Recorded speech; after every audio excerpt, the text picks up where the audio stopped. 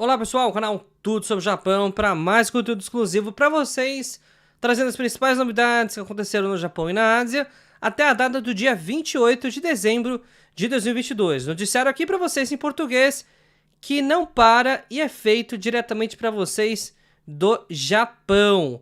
E hoje a gente vai direto ao ponto, a gente vai falar sobre medidas de intervenção imediatas e emergenciais que o Japão tomou com relação à China, com relação à questão do Covid, e também mais informações sobre o que está acontecendo no Japão, também envolvendo a guerra entre a Rússia e a Ucrânia, Taiwan e China, e Coreia do Norte e Coreia do Sul.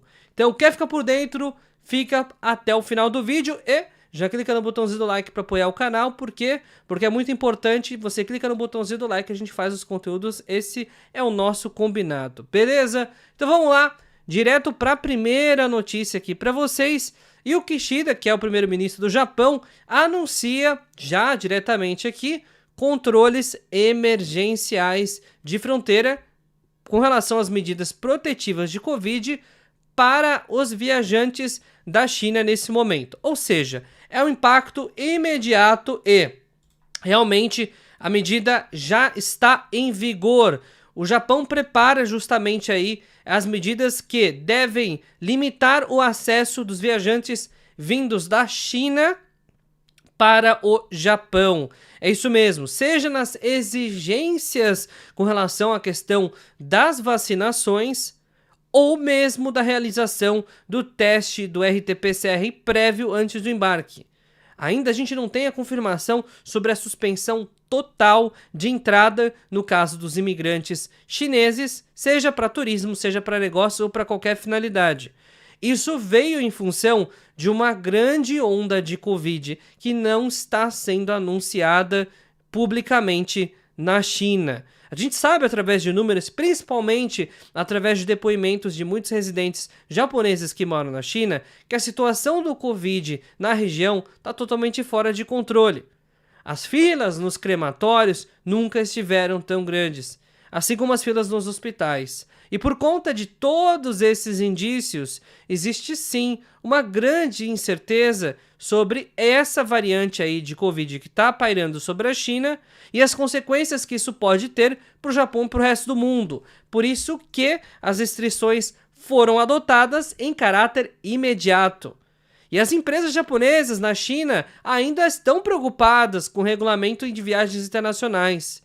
Isso porque uma das coisas que podem impactar, inclusive, não são só os chineses, mas também aqueles que residem na China, inclusive os próprios cidadãos japoneses. A preocupação é muito grande, até porque os dois países são aliados comerciais. Por esse motivo, existe uma preocupação muito grande, até porque a quantidade de novos casos de infecção em Tóquio, adivinha, está subindo. E aumenta há 22 dias consecutivos, não só em Tóquio, mas em todo o país. E será que isso está relacionado com a nova cepa ou que isso está relacionado com o aumento dos casos na China? Pode ser que esteja sim, até porque o contingente de chineses é um dos contingentes que, historicamente, é um dos maiores a entrar no país. E por isso que, apesar do Japão estar planejando reclassificar o Covid-19 no caso de uma epidemia para uma gripe sazonal, isso não deve se aplicar ao que a gente está vendo aqui no caso da China. Enquanto isso, uma das coisas que foi feita no estudo recente no Japão foi de que o Covid aumentou muito os riscos de distúrbios cardíacos e venosos. Cerca de estudos foram conduzidos na quarta e na quinta onda. E olha só que coisa interessante, o risco de ataque cardíaco aumentou de 10 vezes para um paciente normal e na quinta onda 24,6 vezes.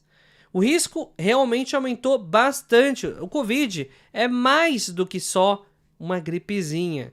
Realmente o Covid é preocupante e sim, ele tem deixado algumas sequelas e algumas situações que vão sim preocupar ainda mais a população.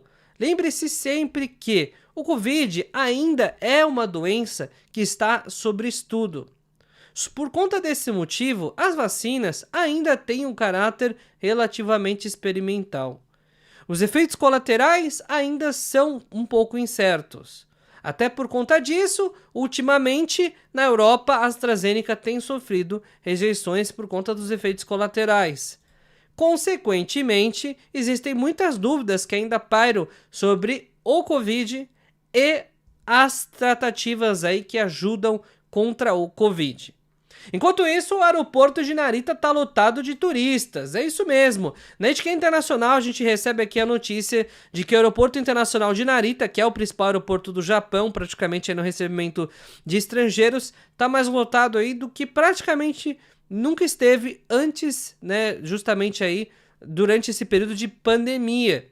E por conta desse motivo, obviamente, a gente tem um indício que o turismo no Japão está voltando. Até porque o inverno chegou e realmente não era para estar com filas tão grandes nos aeroportos.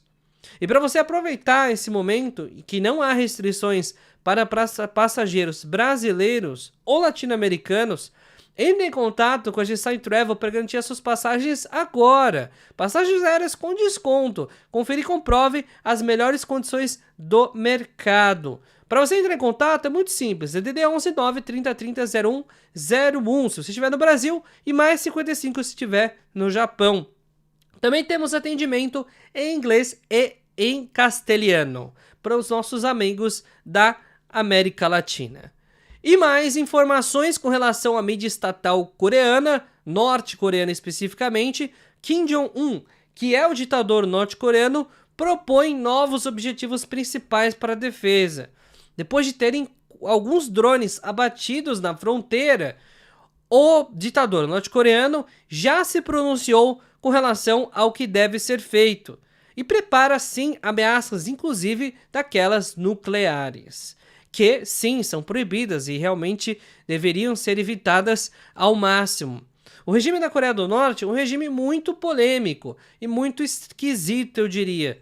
Uma das notícias, inclusive, foi de que a Coreia do Norte ganhou a quarta Copa do Mundo sequencialmente. Dá para acreditar que um país continua maquiando as informações aí que estão acontecendo fora da Coreia do Norte? Pois é, o regime é muito fechado e por conta disso também a população ela é muito manipulável. E, consequentemente, acaba aceitando e enaltecendo as medidas que são tomadas por esse ditador, Kim Jong-un. E mais informações aqui sobre o Putin, que é outro realmente aí que está causando discórdia a nível internacional, que rebate o limite do preço do petróleo bruto com proibição de exportação. A Europa e o Japão levantaram opções aí com relação à importação de petróleo bruto dos russos, colocando um limite, principalmente os europeus, de $60 por barril, que não é o preço praticado hoje no mercado. Por conta dessas restrições que foram impostas pela Europa, a Rússia reage e cancela as exportações para os europeus. Essa situação tem gerado bastante discórdia. Por quê? Porque ao mesmo tempo que a Rússia quer operar e quer distribuir o petróleo, no caso, num grande mercado que é o europeu também não está disposto a pagar o quanto a Rússia quer. E a gente não chega a um ponto de equilíbrio entre os países. Enquanto isso, a Rússia e a Ucrânia continuam no embate. E Zelensky diz que 2023 será o ano decisivo. Até que ponto isso é uma informação verídica ou que conta para alguma coisa? O Zelensky tem feito declarações muito fortes, semanalmente. E muitas delas não têm surtido muito efeito. Ele tem escalado as autoridades globais de outros países, principalmente, ou pessoas que são célebres e são realmente poderosas no mundo, para atuarem contra a Rússia, mas a mobilização não tem sido aquela que ele tinha imaginado. Por esse motivo, mais frases de impacto estão sendo feitas, porém não parece que vai ter tanto sucesso ou sucesso tão cedo. Moriyasu permanecerá como técnico da seleção masculina de futebol do Japão. Depois daquele papelão que a seleção deu, que apagou realmente ali nas disputas dos pênaltis, nas oitavas de final da Copa do Mundo, que inclusive acabou desencadeando o avanço da Croácia, que derrubou o Brasil posteriormente, o Moriyasu foi mantido como técnico da seleção nacional do Japão. Isso provavelmente não aconteceria se fosse na seleção brasileira. E um escândalo que até hoje não tem solução. Uma estudante raptada na rua por norte-coreanos no dia 15 de novembro de 1977. Yokota Megumi, na época, tinha apenas 13 anos. E essa abdução foi feita por norte-coreanos aconteceu no ano de 1977, assim como outras abduções foram feitas ao longo das últimas décadas. O Japão e outros países da Ásia e o mundo clama por que essas pessoas sejam libertadas com vida. Porém, realmente ainda é uma situação que está fora de controle. E uma notícia que realmente chocou o Japão de um Saito, que é já o assassino da família Enrano, já havia sido preso por vandalismo contra a mesma vítima. O que mostra que as medidas ou a dimensão dos eventos não foram muito bem mensuradas. E como se não bastasse, o responsável de um Saito, ele foi às vias de fato e matou justamente o homem de 69 anos e a sua esposa e a sua filha de 32 anos na ceia de Natal. Né? Realmente um ato extremamente cruel, né? A estrangeiro, no caso, que é casado com um japonês e com a filha também local, mas realmente lamentável. E segundo as autoridades, infelizmente, o homem que foi morto, ele não sabia sequer o porquê o Jun Saito estava atrás deles. Pelo menos por enquanto, é isso que a gente tem de informação. Clima-tempo aqui em Hamamatsu, máxima de 11, mínima de 5 nessa quinta-feira, tá esquentando. Aproveita, é o dia para você ir ao parque. E para você que está procurando emprego no Japão e ainda não encontrou as melhores opções, entre em contato com a Gisai Work, a melhor agência para vocês. E quem diz isso são os clientes. Confira e comprova o melhor serviço do mercado. O número está aqui em cima, é o mesmo da Gisai Travel.